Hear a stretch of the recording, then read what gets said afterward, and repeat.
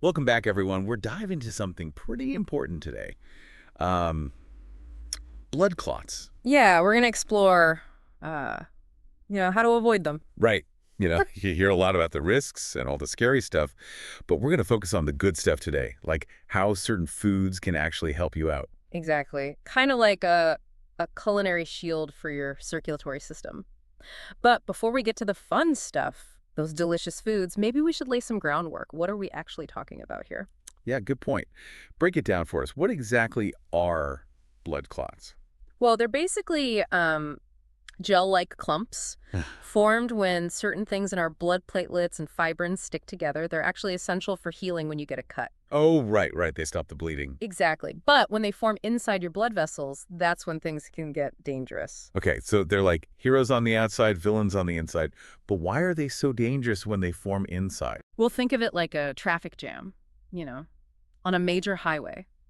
A blood clot inside a blood vessel, it creates a blockage, disrupts the smooth flow of blood, Ah, okay, I get it. and that can lead to some serious complications: deep vein thrombosis, DVT, pulmonary embolism, even heart attacks or strokes. Wow, so it's like a domino effect. One blockage can trigger a whole cascade of problems. Right. And that's where these foods come in. Yeah, this is what I'm really curious about. How can foods play a role in all this? Mhm. We're talking about stuff happening deep inside our bodies. Right.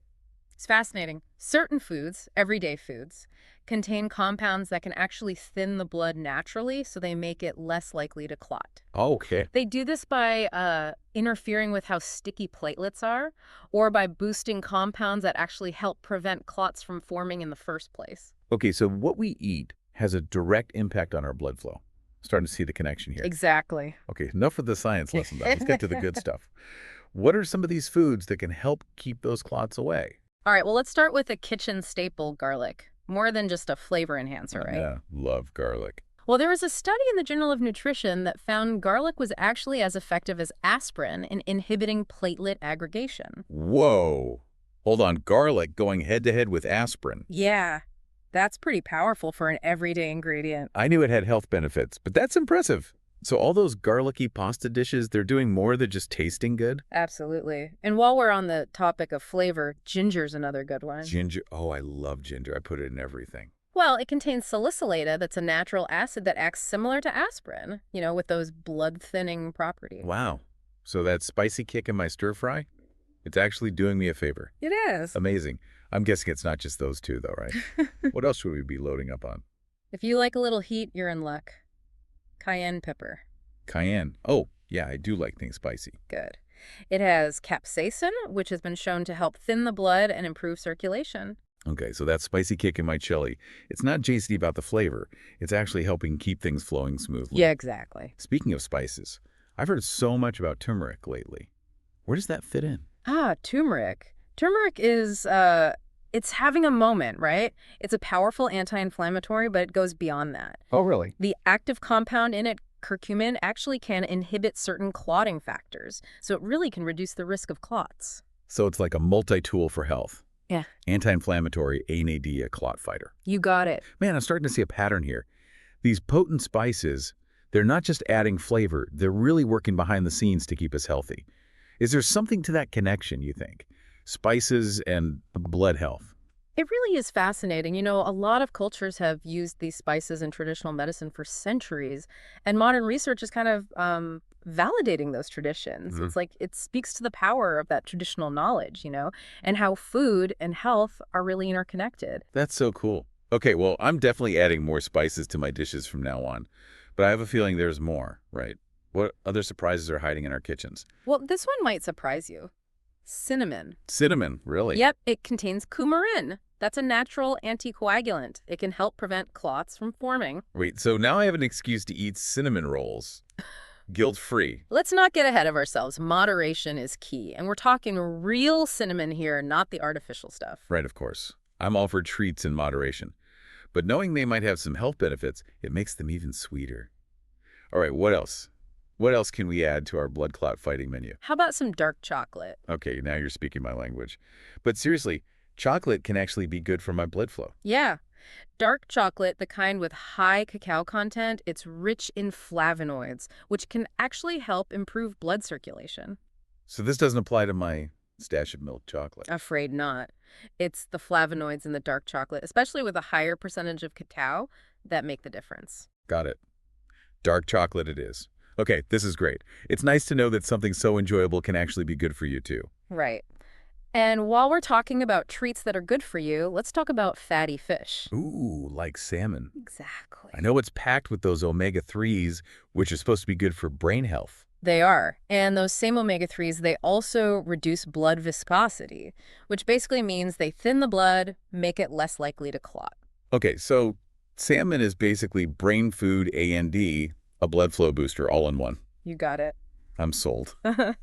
What else can we add to this heart-healthy feast? Let's add something to toast with. Red wine. It contains resveratrol. Ooh, red wine. Yeah. It's linked to a reduced risk of blood clots. Hold on, isn't there a lot of back and forth about red wine and its health benefits? Yeah, you're right. Moderation, moderation, moderation. It's key. Too much and, any potential benefits kind of disappear. Right, so a glass with dinner, maybe, but it's all about balance. Yeah. Okay, this is great. I'm getting hungry just thinking about all this delicious food. What's next on our list? Let's see. How about something bright and versatile? Tomatoes. Tomatoes. I use those in everything. Perfect. They're packed with lycopene. That's a powerful antioxidant, and it helps prevent platelet aggregation. So whether I'm having a caprese salad or some pasta sauce or just a plain old tomato sandwich, I'm doing my blood a favor. You got it. Tomatoes are like a nutritional powerhouse. Yeah. Their benefits go way beyond just blood clots, too. They support overall cardiovascular health, which makes them really valuable in any diet. This is great. I'm starting to see that healthy eating doesn't have to be boring or restrictive.